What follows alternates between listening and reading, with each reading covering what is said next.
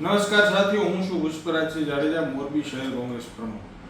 આજે મોરબીની અંદર થોડા એવા મામૂલી વરસાદની અંદર 5-7 ઇંચ વરસાદમાં મોરબીની હાલત એકદમ નરકાગાર બની ગઈ છે. મહેન્દ્રનગર ચોકડીથી હાઉસિંગ બોર્ડ સુધી પહોંચતા મારી માતા બહેનોની કે યુવાન ભાઈઓની પેચોટી ખસી જાય એવા રસ્તાઓ થઈ ગયા છે.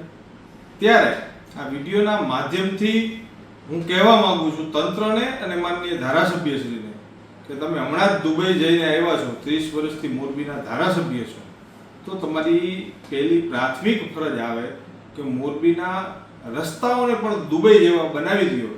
એવી એક મોરબી શહેરના યુવાન તરીકે મારી માંગણી છે.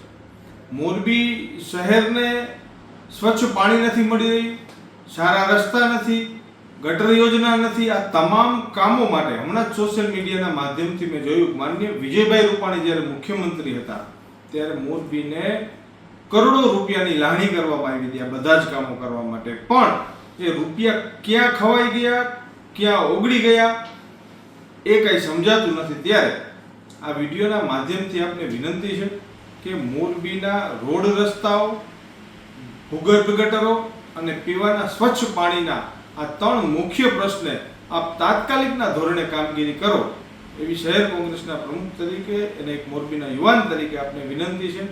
વંદે માતરમ. ભારત માતા કી જય.